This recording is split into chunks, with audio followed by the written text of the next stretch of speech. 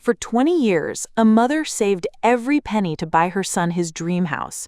She hid the keys inside his birthday cake as the ultimate surprise. But when a bad day at work sent him into a rage, he smashed the cake in her face, revealing the life-changing gift in the worst way imaginable. Hello everyone and welcome. Before we get into today's story, please take a moment to like this video, subscribe to the channel, and let me know in the comments what city or state you're watching from. Your support means the world. Now prepare yourself for what's to come. There's a specific kind of quiet joy that hums under your skin when you're holding the biggest, most wonderful secret of your life. For me, Margaret, that hum was practically a symphony. It was my son Mark's 35th birthday, and for the first time in 20 years, I felt like I could finally breathe. For 2 decades, every spare dollar, every skipped vacation, every time I chose the generic brand over the name brand, had been for this day.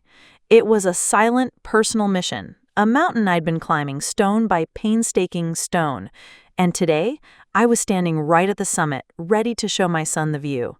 The air in my small, tidy home was thick with the scent of slow-roasted beef and nostalgia, a smell that always meant celebration. My 2 grandchildren, Lily and Tom, were chasing each other in the yard, their shrieks of laughter the perfect soundtrack to the day. Mark and his wife Sarah lived just a few streets over in a cramped rental that always seemed to be shrinking as the kids grew. They were good people, working hard but always paddling furiously just to keep their heads above water. The dream of owning their own place, a home with a yard big enough for a dog and a tire swing, was always just that, a dream, shimmering on a horizon they could never quite reach. But I had reached it for them. That was my secret. That was the symphony humming in my chest. The centerpiece of this entire operation, the Trojan horse for my life-altering secret, was sitting on my kitchen counter, a 3-layer chocolate fudge cake. It wasn't just a cake, it was a monument. I'd spent the entire day before baking it, getting the consistency of the batter just right, whipping the ganache until it was a glossy, dark miracle. It was Mark's favorite, the one I'd made for him every year since he was old enough to blow out a candle. But this one was different. This cake was heavy with more than just sugar and flour. It was heavy with promise. I decorated it simply, with chocolate shavings around the side and a ring of perfect buttercream rosettes on top. It looked entirely innocent, a perfect picture of maternal affection. No one would ever guess it was the most valuable thing in the house, the delivery vehicle for a dream that had been 20 years in the making. I kept glancing at it, a ridiculous grin plastered on my face. It felt like I was a master spy on the verge of completing her final, most daring mission. The party started off just as I'd pictured it. My small living room was filled with the comfortable warmth of family. Sarah, my daughter-in-law, was a godsend, helping me ferry plates and drinks, her smile as bright as the afternoon sun streaming through the windows. She pulled me into a quick hug in the kitchen. "You've outdone yourself, Margaret," she whispered, gesturing towards the feast on the dining table. I just smiled back, the secret humming a little louder. "It's his 35th, I said, as if that explained everything. The grandkids eventually tired themselves out and were now sitting on the floor mesmerized by some cartoon on the TV. The scene was so perfectly domestic, so wonderfully normal that it felt like a painting. It was the kind of piece you want to bottle up and save for a rainy day. I looked around at the life my son had built, at his beautiful family, and felt a wave of pride so powerful it almost buckled my knees. This was why I did it. This was for them. Then Mark arrived. The moment the front door opened, the warmth in the room seemed to drop a few degrees. He wasn't smiling. He was an hour late, his tie was already loosened, and his face was a tight mask of stress. He held his phone clamped to his ear, nodding grimly at whatever he was hearing. He gave a quick, distracted wave to the room, his eyes scanning for nothing in particular. "Hey," he muttered to the air, his attention still captive to the little device in his hand. The happy chatter in the room faltered. Sarah's smile tightened. "Work stuff," she mouthed me, a familiar apology in her eyes. I tried to keep the festive mood alive. "Mark, honey, you made it. We were just about to cut the cake," I said, my voice a little too bright. He just grunted in response, walking over to the window and turning his back on all of us, still deep in his hushed, tense conversation. The painting of our perfect family moment now had a jagged crack running right through the middle of it. You'd think a 35-year-old man, a father and a husband, would know how to leave a bad day at the office at the door. You would be wrong. After a few more minutes of him staring out the window and ignoring his own birthday party, his phone rang again. This time, there was no attempt to be quiet. His voice shot up, laced with venom that made us all flinch. "What do you mean it was the wrong file? I sent exactly what you asked for," he snarled into the phone. He started pacing the length of the living room like a caged animal. Every word was a gunshot in the quiet room. Lily and Tom had stopped watching their cartoon and were now staring at their father, their eyes wide with confusion and fear. Sarah looked mortified, her face pale. The celebratory atmosphere had completely evaporated, replaced by a thick, suffocating tension. This wasn't just a bad mood. It was a full-blown meltdown, and he'd chosen his own family as the audience. My heart ached for him, for the stress he was clearly under. But my heart also ached for his children, for his wife, for the beautiful day that was curdling before my eyes. I had the solution. I had the antidote to whatever poison was coursing through his veins. I had the cake. In my mind, it was the perfect gesture. The cake was love. It was tradition. It would be the sweet, nostalgic shock that would pull him out of his corporate nightmare and back into his real life, here with us. I made a split-second decision. With a determined look at Sarah, I walked into the kitchen, grabbed the cake, and firmly planted the 35 candles on top. I lit every single one, the tiny flames dancing like little sprites of hope. "Okay, everyone," I announced, walking back into the living room, holding the glowing monument in my hands. "Let's sing." A weak, wavering chorus of "Happy Birthday" started up as I walked toward my son. My face was beaming. I was his mom, and I was bringing him the one thing that could fix this. As I got closer, he finally ended his call, snapping his phone shut. He turned, and his eyes, dark with a fury that had nothing to do with me, landed on the cake. He saw me, but he didn't see me. He just saw an obstacle. In one swift, violent motion, his hand shot out, not to take the cake, but to attack it. He struck the bottom of the heavy ceramic platter with the heel of his palm, a sharp, upward blow. The world seemed to move in slow motion. The platter flew from my hands, and the cake, my beautiful, perfect monument of a cake, somersaulted through the air and collided with my face. I've just started the story, but trust me, it's about to get even more intense. Stick around to see what happens when the main character faces even greater injustice. For a long moment, nobody moved. The only sound in the room was the soft, wet plop of a glob of chocolate frosting sliding from my chin onto the pristine white collar of my blouse. The air, once filled with a wavering birthday song, was now a thick, ringing silence. It was the kind of silence that's so total, it feels loud, pressing in on your eardrums. I could feel the cake on my face, a cold, sticky mask of my own love and effort. It was in my hair, my eyelashes, and I could taste the cloying sweetness of the ganache on my lips, a bitter contrast to the acid taste of shock rising in my throat. I saw my reflection in the darkened screen of the television, a grotesque caricature of a birthday clown, my features obscured by the very gift I'd been so proud of. Through the smear of chocolate, I could see my grandchildren. Lily, my sweet 6-year-old Lily, had her hands clamped over her mouth, her eyes enormous. A single perfect tear traced a clean path down her cheek. Tom, her older brother, just stared, his face a pale blank slate of disbelief. The happy, festive world of 5 minutes ago had been wiped from existence. In its place was this cold, sticky, silent humiliation. It was Sarah who broke the spell. With a strangled cry, she rushed forward, a fistful of napkins in her hand. "Oh my God, Margaret! I am so sorry! Mark, what did you do?" She started dabbing gently at my face, her own eyes filled with a mixture of horror and pity. And that's when my son finally found his voice. But the words that came out weren't an apology, they were a defense. "It was an accident," he snapped, his voice still raw with the anger from his phone call. "For God's sake, she shoved it right in my face while I was turning around. What was I supposed to do?" The lie was so blatant, so self-serving, it felt like a second slap. He hadn't been turning. He had been a coiled spring of anger, looking for something to strike. I had just been the closest thing. I looked at him, my son, this man I had raised, and saw a stranger. There was no remorse in his eyes. just the hard, resentful glare of someone who had been inconvenienced. He had made a mess, and his first instinct was to blame the person he'd thrown the garbage on. "I'm all right, Sarah," I mumbled, my voice sounding distant and strange to my own ears. I pushed her hands away gently. The last thing I wanted was to be fussed over like a helpless victim. My dignity was already in tatters on the floor along with the cake. I was determined to hang on to whatever scraps were left. I walked stiffly to the kitchen, peeling bits of cake from my skin as I went. I could feel all their eyes on my back. I grabbed a dish towel, soaked it in warm water, and began methodically wiping the chocolate from my face and neck, staring at my own reflection in the dark kitchen window. Behind me, I could hear Sarah whispering furiously at Mark, and the sound of Tom trying to comfort a now openly sobbing Lily. The party was over. The memory of this day wouldn't be of a 35th birthday. It would be of this, the wreckage.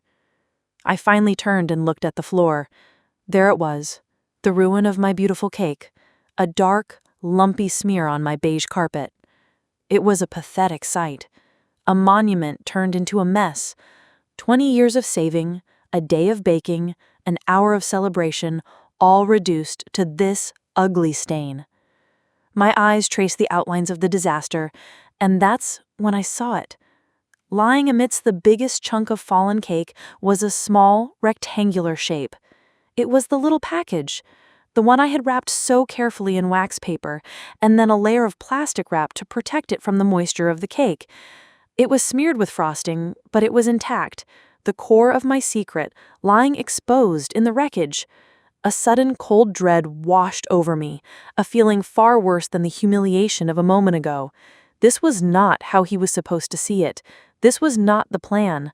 I moved back into the living room, my feet moving as if in a dream, and bent down. My hand trembled as I reached for the small, sticky packet. All the joy, all the triumphant love I had poured into this surprise had curdled into a sick, heavy lump in my stomach. I just wanted to snatch it up, hide it away, and pretend this whole day had never happened.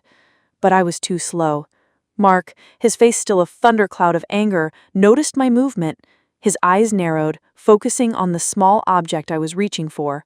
The rage that had been aimed at his boss now found a new, more convenient target: me.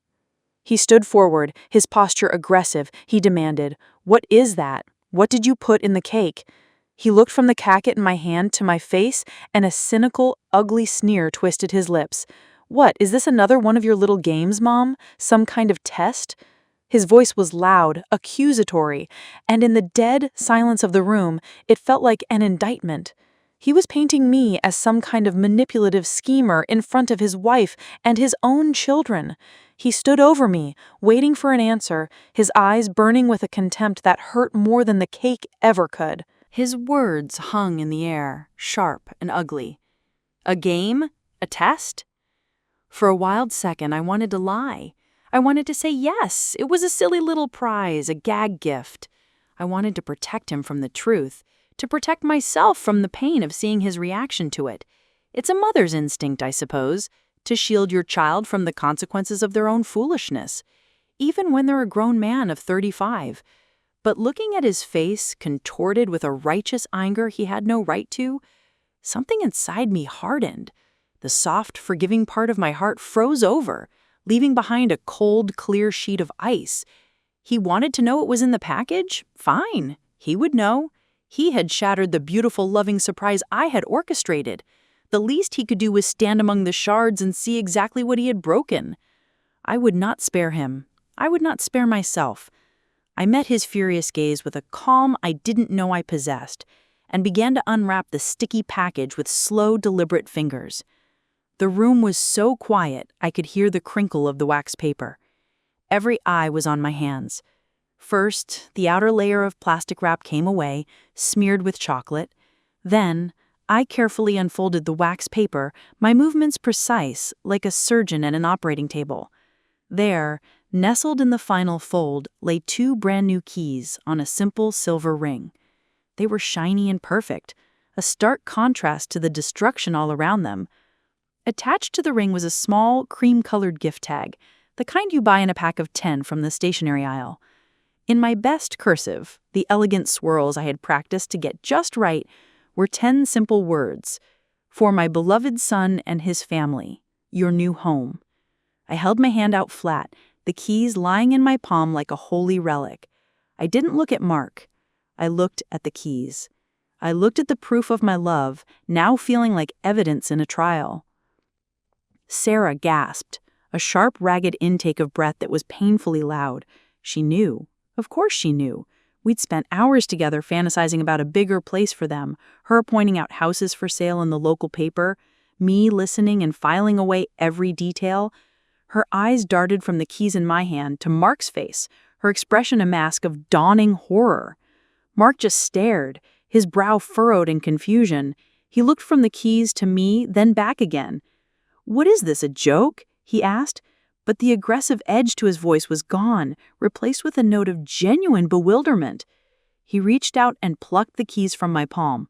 He turned the tag over and read the inscription. I watched his face as the meaning of the words penetrated the fog of his anger. It was like watching a building collapse in slow motion.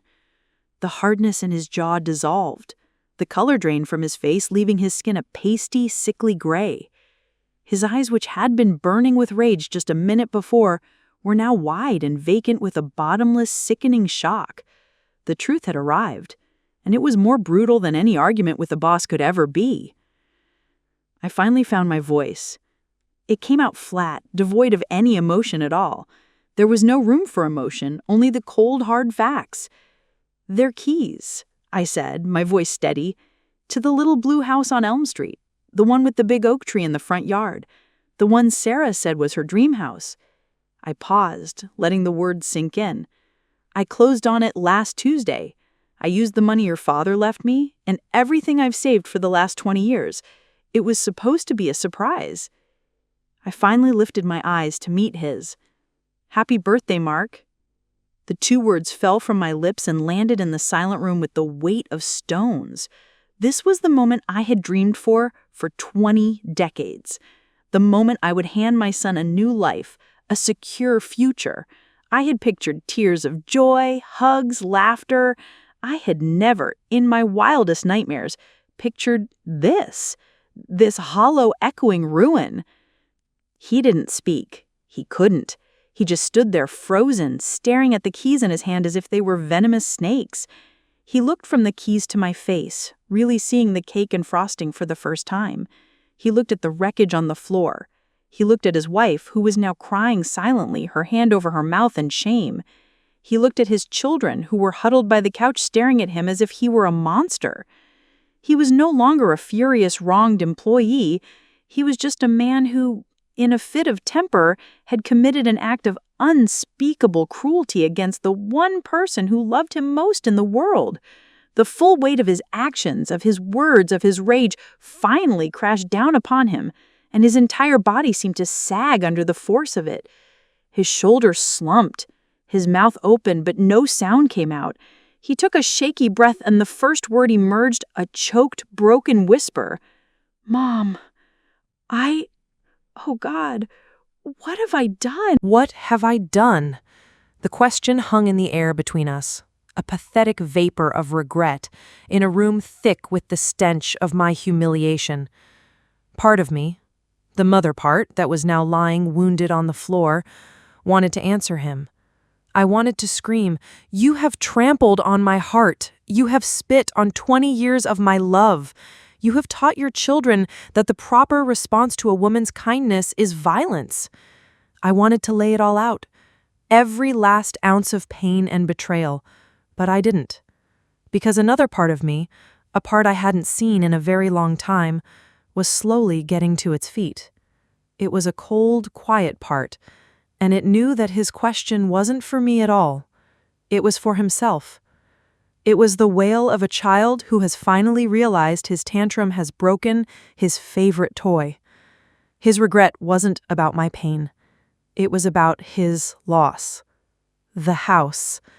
He wasn't mourning me. He was mourning the little blue house on Elm Street, and I would not give him the comfort of my absolution. I took a deep breath, the air still faintly sweet with chocolate, and looked past him, towards his wife. Sarah, I said, and my voice was shockingly calm, as if it belonged to someone else. I think it's time for you all to go home. Sarah just nodded, her face streaked with tears, her eyes pleading with me. Pleading for what? For me to fix this? To pretend it didn't happen? To forgive her husband's monstrous behavior? I offered her a thin, tight-lipped smile that didn't reach my eyes. The children are exhausted, I added, giving her a plausible excuse. I knelt and spoke to Lily, who was still hiding behind her mother's legs. It's okay, sweetheart. Grandma just had a little accident with the cake. The lie felt like swallowing sand, but the terror in her eyes was more than I could bear. I would not let his poison seep into them, too. Mark stood there like a statue, the keys still dangling from his limp hand, his face a mask of horrified paralysis. He looked like a man who had witnessed a terrible car accident, not one who had been behind the wheel. The departure was a slow, agonizing funeral procession. Sarah, her face a mask of shame, gathered the kids' jackets. She couldn't look at me. Mark hadn't moved. "Mark," she finally whispered, her voice cracking, "we have to go." He seemed to break out of his trance, his eyes darting wildly around the room, as if seeing it for the first time. He looked at the keys in his hand, then at me. He took a hesitant step forward, his hand outstretched, as if to give them back. Or maybe to touch my arm. I didn't know which, and I didn't want to find out. I took a small step back, a tiny, almost imperceptible movement, but it was enough. It was a wall. His hand dropped to his side. He walked to the coffee table and placed the keys down with an audible click. He didn't want them. Of course he didn't. They weren't a gift anymore. They were an accusation. Then, without another word, he turned and walked out the door, his family trailing in his wake like debris after a storm. The door clicked shut, and I was alone. The silence that descended was absolute. It was a heavy, suffocating blanket of quiet. For a long time, I just stood in the middle of the room, surveying the damage. It wasn't just the cake on the carpet. It was the whole scene. The half-eaten plates of food on the table, the brightly colored birthday banner hanging crookedly on the wall, the two lonely keys glinting on the coffee table. The evidence of a happy celebration that had died a violent death. A wave of exhaustion so profound it was physical washed over me. I wanted to lie down on the floor and weep. But I didn't. Instead, I went to the closet under the stairs and pulled out the carpet cleaner.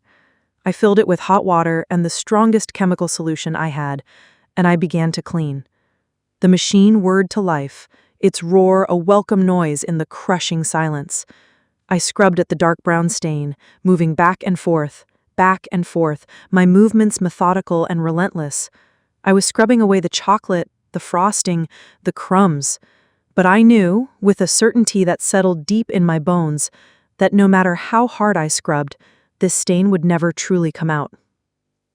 An hour later, the carpet was clean, or as clean as it was going to get.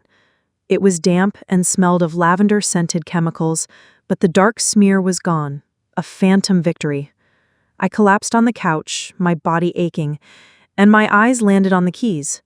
There they were, the beginning and the end of the story. 20 years. 20 years of saying no to myself. No new car when my old one started to rattle, no trip to Europe when my friends went, no little luxuries, no expensive dinners out. Every dollar was a soldier sent on a long march towards a single objective, that house. For him, for his family, so he could have the security I always wanted for him, the stability his father and I had worked so hard to achieve. 20 years of careful, patient love, all leading up to a single moment. And it had taken him 20 seconds of selfish, childish rage to burn it all to the ground.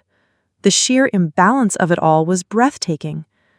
I sat there staring at the keys as the last of the evening sun faded from the sky.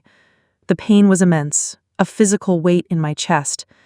But underneath the pain, something else was beginning to stir. It was anger, a cold, hard, clarifying anger. He called my gift a game, a test. He accused me of manipulation in the same breath that he had assaulted me. He wasn't just a man who had lost his temper. He was a man who saw my love as a weapon used against him. The thought was so ugly, so profoundly twisted, that it actually made me sit up straighter. The grief began to recede, and in its place, a steely resolve started to form. He didn't want the gift? He thought my love was a game? Fine. I would show him what it felt like when the game was over. I reached for the keys on the table, their metal cool against my skin. I walked to the kitchen, grabbed my purse, and pulled out my phone. My fingers were perfectly steady as I looked up a number I never thought I would need. I pressed the call button and held the phone to my ear, listening to it ring. 1 ring, 2 rings, then a professional voice on the other end. Law offices of Peterson and Dunn, how can I help you? I took a breath, my voice clear and firm. I said, "My name is Margaret Jensen, and I need to speak with a lawyer about a real estate matter. I believe you can help me." We're on the verge of the climax. What's about to happen will change everything. You seriously don't want to miss how this story ends. A week passed. A week in which the silence in my house became my closest companion. It was a different kind of silence now, not the ringing, shocked quiet of that disastrous birthday, but a calm, thoughtful quiet.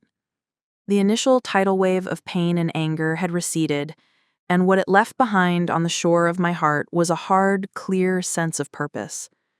The grief for the son I thought I had was still there, a dull ache in my chest, but it was no longer in charge. I was. For the first time in a long time, I was thinking not about what my son needed, but about what I required. And I required respect.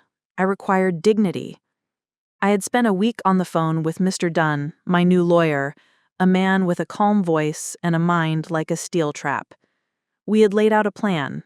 It was not a plan for revenge. I had no interest in causing my son more pain.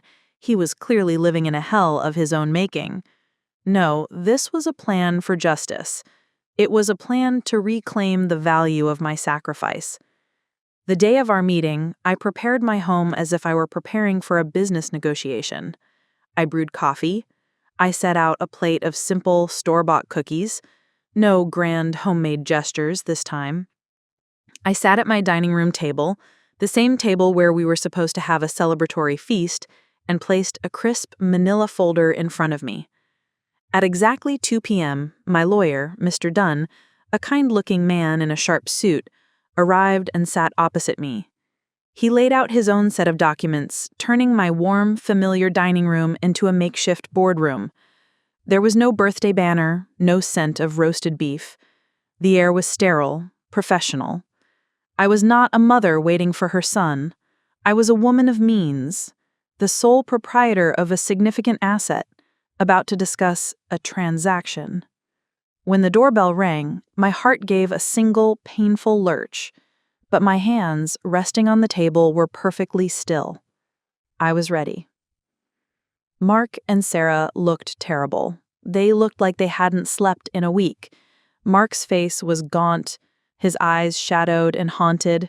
He had lost weight, and his posture was stooped as if carrying an invisible, crushing load. Sarah looked exhausted, her face etched with a weary sadness. They walked in, saw Mr. Dunn sitting at the table, and stopped dead. The flicker of hope in their eyes, the hope that this was a tearful reconciliation, was instantly extinguished. Confusion, then fear took its place. "Mom?" Mark asked, his voice barely a whisper. What is this?" I didn't answer. I simply gestured to the 2 empty chairs on the other side of the table. "Please, sit," I said, my voice polite and distant. They sat down slowly, their movements stiff and uncertain, like defendants at their own sentencing. Mr. Dunn cleared his throat. "Mark, Sarah," he began, his tone gentle but firm. "Thank you for coming. My name is Arthur Dunn, and I am representing your mother, Margaret Jensen." He let that sink in. "We've asked you here today to discuss the property at 452 Elm Street. As you know, Margaret purchased this property outright. It is legally and solely hers. While there was an intention to offer the property as a gift, the events of last Sunday have made that course of action untenable. He paused. The verbal offer of a gift has been rescinded. Mark flinched as if he'd been struck. Mr. Dunn continued, "However, Margaret is aware of your desire to live in that house. Therefore, she has authorized me to make you a one-time offer. She is prepared to sell you the property." She slid a document across the table. "This is an appraisal, conducted 2 days ago. She will sell it to you for its full, current market value. She is also willing to offer you a private mortgage, the terms of which are outlined here. It will be a legally binding contract with a standard interest rate and a 30-year term. You will make monthly payments directly to her. If you miss a payment, the standard legal consequences will apply." The silence that followed was profound. Mark stared at the papers as if they were written in a foreign language. He was being offered his dream, the very thing he had destroyed, but it was no longer a gift of love. It was a bill, a debt, a lifelong financial reminder of his failure. All the air seemed to leave his body and he slumped in his chair, a broken man. I watched him, and I felt not triumph, but a deep, sorrowful pity. This was the true cost of his anger. But it was Sarah who finally spoke. She had been reading the documents, her expression grim but focused. She looked up, first at Mr. Dunn, then at me. She said, "We'll take it," her voice quiet but firm. Mark looked at her, shocked. "Sarah, we can't," he started. "Yes, we can," she cut him off. She turned to face him fully. "We will work. We will pay. It is a fair offer. It is more than fair." Then she looked at me, and for the first time in a week, there was a flicker of something other than shame in her eyes. It was respect. "Thank you, Margaret," she said. "We accept your terms." The signing of the papers was a somber affair. Mr. Dunn guided them through the documents, his pen pointing to the signature lines. I watched as my son, his hand trembling, signed his name. He was no longer signing a birthday card. He was signing a contract that bound him to 30 years of responsibility. He was agreeing to pay for the house that his mother's love had already bought. When it was done, they stood up to leave. Sarah gave me a brief, meaningful look of gratitude. Mark couldn't meet my eyes. He simply turned and walked away. After Mr. Dunn had packed his briefcase and left, I stood alone in my dining room. I walked to the living room window and looked out on the quiet street. The house was clean, the keys were gone, the contracts were signed. I had not gotten my perfect, joyful moment. I had lost the fantasy of the perfect son. But as I stood there in the quiet of my home, I realized I had gained something far more valuable. I had gained myself back. My love was not a doormat. My sacrifice was not a trifle. My heart, though broken, was still my own. And for the first time in a long time, I felt a profound sense of peace.